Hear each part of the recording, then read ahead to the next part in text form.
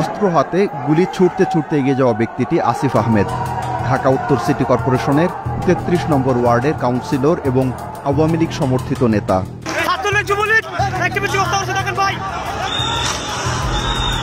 অস্ত্র হাতে এই ব্যক্তি তারিকুজ্জামান রাজীব, ডিএনসিসির একই ওয়ার্ডের সাবেক কাউন্সিলর। আসিফের রাজনৈতিক প্রতিপক্ষ হলেও আওয়ামী লীগের হয়ে অস্ত্র হাতে নেমেছিলেন রাস্তায়। আর ইনি মাসুদুর রহমান বিপ্লব, স্থানীয় সংসদ সদস্য জাহাঙ্গীর কবির নানকের ব্যক্তিগত সহকারী। ১৭ জুলাই থেকে ১৯ জুলাই আর পরবর্তীতে ৪ আগস্ট বিক্ষোভে উত্তাল ছিল মোহাম্মদপুর এলাকা, বিশেষ করে মোহাম্মদপুর বাসস্ট্যান্ড থেকে বসিলা সড়কের পুরোটা জুড়ে। সে সময়টায় এই এলাকায় সশস্ত্র অবস্থায় ছিল সরকারি বিভিন্ন বাহিনী। তাদের ঠিক সামনে আগ্নেয়াস্ত্রসহ অবস্থানে ছিল আওয়ামী লীগ ও এর অঙ্গ সংগঠনের নেতাকর্মীরা। তারা বিক্ষোভকারীদের ধাওয়া দিয়ে কখনো ময়ূর ভিলা পর্যন্ত এগিয়ে আসেন, কখনো পিছু হটেন।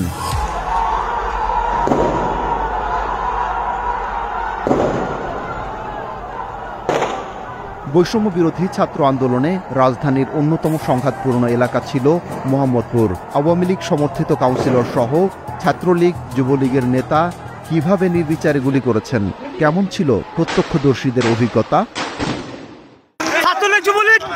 আন্দোলনে অংশ নেওয়া ১৪ বছরের কিশোরের গুলিবিদ্ধ নিথর দেহ নেওয়া হচ্ছে।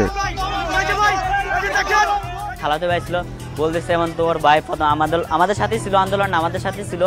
আমরা সব মানে ধাওয়া পাল্টে দিয়েছিলাম, যে সময় একটা আমার ভাই মানে উষ্টাকা পড়ে গেছে। উষ্টাকার পরেই মানে আসিফ কমিশন বলে ঠাস করে একটা গুলি মারছে মাথায়। গুলি মারা পর্যন্ত মানে মারার লগে লগে আমার ভাই মাটিতে পড়ার পরে এরপরে মানে আসিফ কমিশন দৌড়ে আসে পাড়া দিয়ে এরপর বলে মরানা দিকে আওয়াজ চাইছে মারছে লাইতেছিল। মারার পরে এরপরে আসিফ কমিশনে বলে রাজীব আরো একটা গুলি করছে, রাজীব কমিশন একটা গুলি করছে। মানে প্রতিবেশীরা বললো, কিন্তু আমার বাইরে মাথায় গুলি দিচ্ছে, মাথায় গুলি দিয়ে আমার ভাইয়ের পিঠে একটা গুলি দিয়ে এইভাবে মারলো। এইভাবে কি কারণে মারলো? প্রথম আলোর হাতে এসেছে সে ঘটনার ফুটেজ। গুলিবিদ্ধ হওয়ার কয়েক সেকেন্ড আগেই কিশোরটি যেদিকে অবস্থান করছিল সেদিকে দুজনকে গুলি করতে দেখা যায় এ ফুটেজে। তাদের মধ্যে ইনি কাউন্সিলর আসিফ আহমেদ বলে নিশ্চিত করেছেন ঘটনার দুজন প্রত্যক্ষদর্শী। এই ঘটনার কিছুক্ষণ আগে পিস্তল বা রিভলভার দিয়ে একই দিকে আরও একজনকে এক রাউন্ড গুলি করতে দেখা যায়, যদিও তার পরিচয় শনাক্ত করা যায়নি।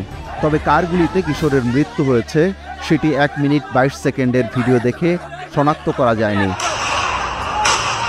এছাড়া আরও একটি ভিডিও এসেছে প্রথম আলোর হাতে, সেখানেও অস্ত্র হাতে এই ব্যক্তি কাউন্সিলর আসিফ বলে নিশ্চিত করেছেন স্থানীয় এক ব্যক্তি ও পুলিশের একটি সূত্র। ৪০ সেকেন্ডের এই ভিডিওতে রাস্তার ঠিক অপর পাশে আরেকজনকে অস্ত্র হাতে দেখা গেছে। পুলিশ সূত্র বলছে তিনি ডিএনসিসির ৩৩ নম্বর ওয়ার্ডের সাবেক কাউন্সিলর তারিকুজ্জামান রাজীব, যদিও তা স্বাধীনভাবে যাচাই করা যায়নি। বর্তমান যে কমিশনার ছিল আসিফ, উনি ছিল, আর সাবেক যে কমিশনার ছিল রাজীব কমিশনার ছিল, আর তার সাথে ছিল ছাত্রলীগ নেতা রাসেল। জাতিসংঘে আমরা ১০-১২ জন লোক ছিলাম। তো একটা বাচ্চা ছিল আমার সামনে আর একটা লোক ছিল। প্রথমে ওই দুইজন মাটিতে শুয়ে পড়ে, তো তখন বুঝতে পারিনি। মানে এটা হলো যখন কমিশনার এসে যখন গুলি করে, দৌড়ে গুলি করতেছে, তখন গুলি করার পরে শুয়ে পড়ছে। শুয়ার পরে যখন ধরতে গেছি তখন আমার রানের উপরে গুলি লাগে। গুলি লাগার পরে আমার সাথে আর একটা ছেলে ছিল, ওই ছেলেরাও মানে এগুলো দেখে ধরতে গেছে, ওরও হাতের এই ডান হাতের গুলি এদিক দিয়ে ঢুকে এদিকে বের হয়ে গেছে।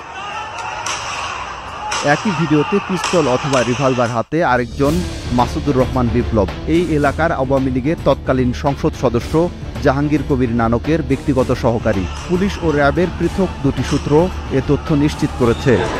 বিপ্লবের গুলির ভয়াবহতা ধরা পড়েছে আরেকটি ফুটেজে। ফুটেজটি কত তারিখে ধারণ করা তা নিশ্চিত হওয়া যায়নি। বিক্ষোভকারীদের ওপর মুহুর্মুহু গুলি করেন বিপ্লব, একজন সেখানেই লুটিয়ে পড়েন। প্রত্যক্ষদর্শীরা নিশ্চিত করেছেন গুলিবিদ্ধ সে ব্যক্তি নিহত হয়েছেন, যদিও বিপ্লবের সঙ্গে থাকা আরেকজনের পরিচয় নিশ্চিত হওয়া যায়নি। বিপ্লব তিনিও ছিলেন ফিল্ডে।